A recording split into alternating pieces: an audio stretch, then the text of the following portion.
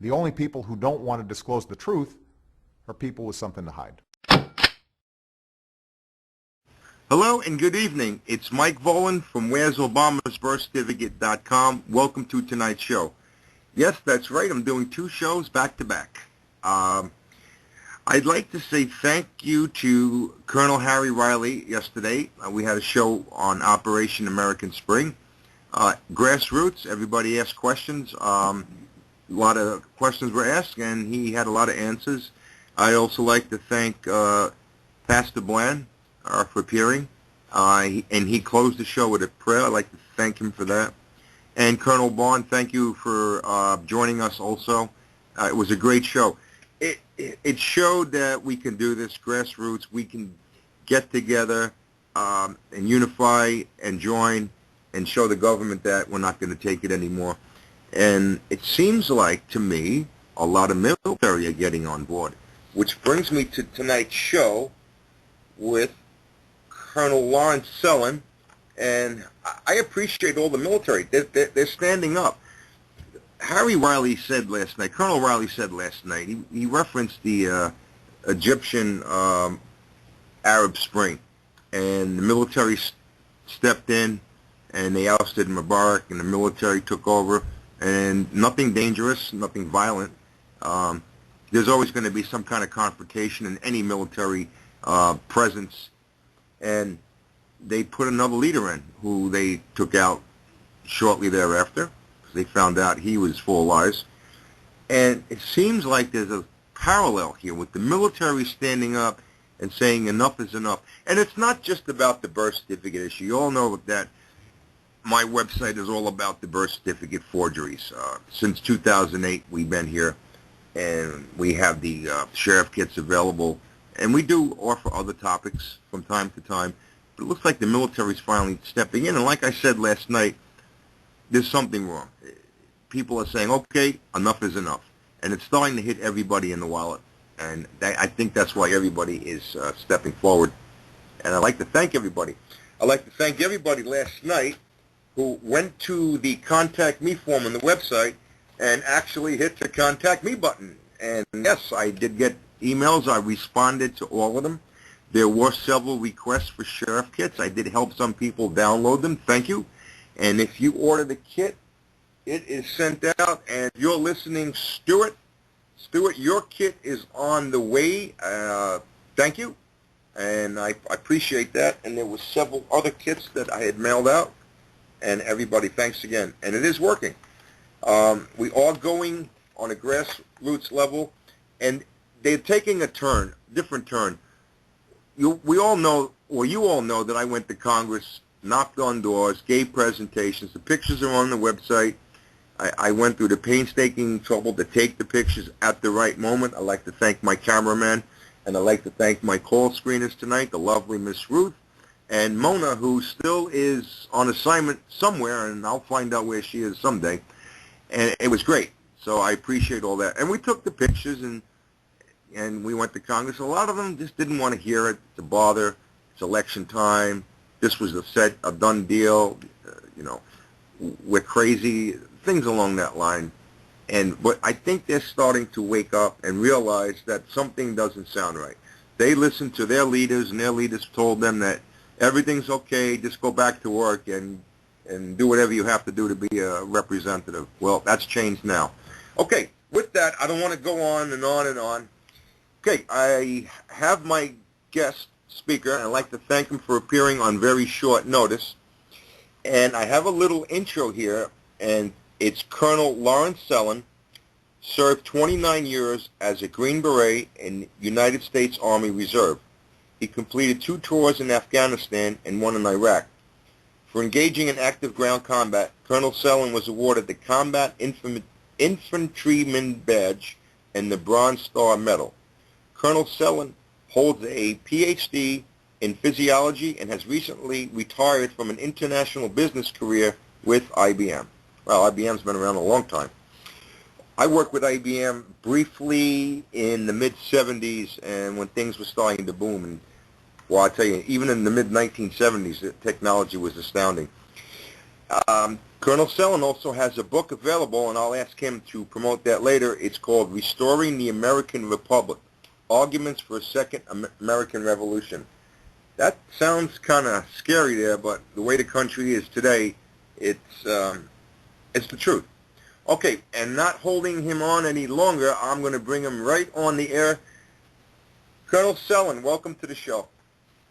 Yeah, thanks for having me, Mike. Thank you. Was that an introduction okay? Yes, it was just right. Fine. I don't know how long. You said you couldn't stay on the 2 hours. That's fine. We're going to look to take calls tonight. And if you're listening, it's 347-989-8853. We'll take calls as soon as they come in.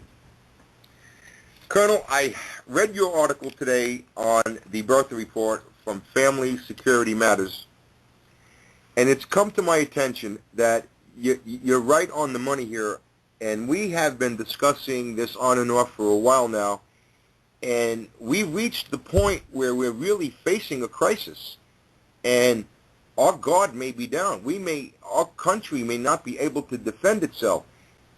I don't know if there's ever been a time that anyone said, well, you know, the United States, greatest country in the world, greatest military force, and technology and everything, would ever have to worry about a threat on our homeland. Well, I don't have to say anything but 9/11 and leave it like that. But it's getting really scary out there. Do you want to comment on that or your article today? Well, Mike, there's not a day goes by when I don't shake my head in disbelief of what's happening in the country. My articles, there are usually two main themes that run through the articles. One is that we have in the United States today what I call a corrupt political media culture. And the second theme I bring up through these articles, like today's, is that although we have elections, we no longer have representative government. In other words, when we send our members of Congress to Washington, D.C., they are really not representing the constituents as much as they're representing themselves and their party. I think, in a sense, we have Barack Obama to thank for actually highlighting these two themes because what has transpired since he attained office in 2008, well, inaugurated in 2009, these two issues have been exposed more and more. And we, based on the corruption that already existed in Washington, D.C., but really exacerbated through his actions and policies while in office. So I think what I tried to bring out today is that based on what's happening when you look at situations in Benghazi or the IRS or Fast and Furious or any number of Obama scandals, Obamacare, for example, how he's, in my opinion, violating the Constitution and flouting the rule of law. This, together with all the questions that are surrounding his personal history, I think will bring things to a head perhaps this year.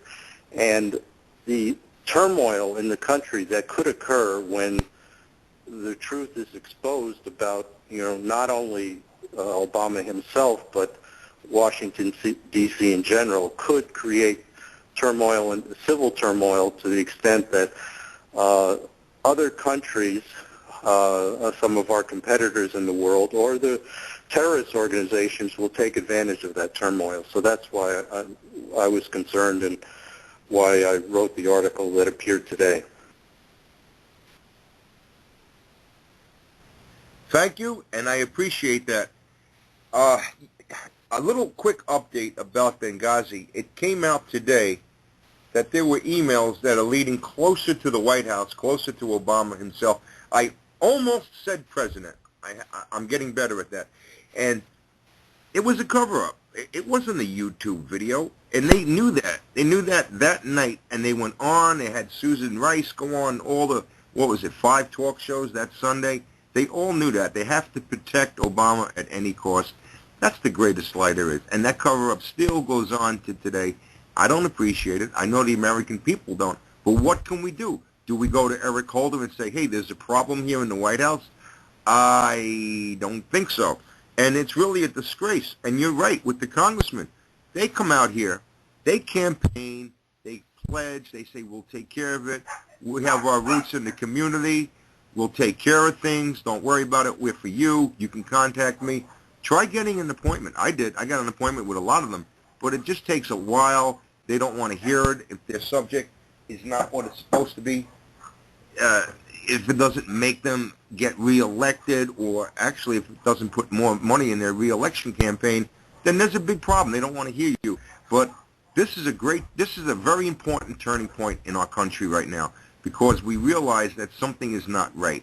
And I don't blame every congressman, because they have to, they have to listen to their leader, John Boehner, who doesn't want to touch this with a 10-foot pole.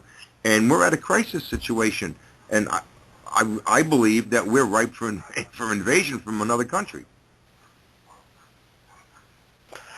I don't know about invasion, but I think we're certainly vulnerable that are, strategically, and there's a good possibility if turmoil occurs, if the revelations are brought out, the truth is known, it's a perilous situation for the country, because then we become vulnerable to challenges, as I said, from other countries, for example, Russia or China, as well as the terrorist organizations. I think what you're driving at today was about Benghazi, and this is why I wrote in the article, we're reaching this precipice, because more and more has come out, and two things in particular. What you brought up about it was Benjamin Rhodes, who I think his title is something like Deputy Director of Strategic Communications, has been associated with these talking points about the video, about promoting the video rather than being an attack by a terrorist organization, Al-Qaeda-linked terrorist organization. So we have that situation where Benghazi is being linked closer and closer to the White House, and we know that the video story was a lie. We know that now, and what they've said up until this point is that the White House or Obama and the White House has not been involved, but it looks like they may well have been involved in promoting this lie. Secondly, Lois Lerner's lawyers today have contacted the Congress and asked to meet with congressmen. Maybe we're beginning to see the possibility of immunity for Lois Lerner, and that could blow open the IRS scandal. So you have these multiple scandals happening at the same time, and as you may know, Sheriff Joe Arpaio's cold case posse may be bringing out new information far beyond the birth certificate issue that may show also corruption and cover-ups in regard to Obama's personal history and the documents associated with them. So it all leads to the possibility that the whole thing could explode on the national scene and cause terrible disruption, in the country, and then therefore open us up to exploitation by hostile forces. The only people who don't want to disclose the truth are people with something to hide.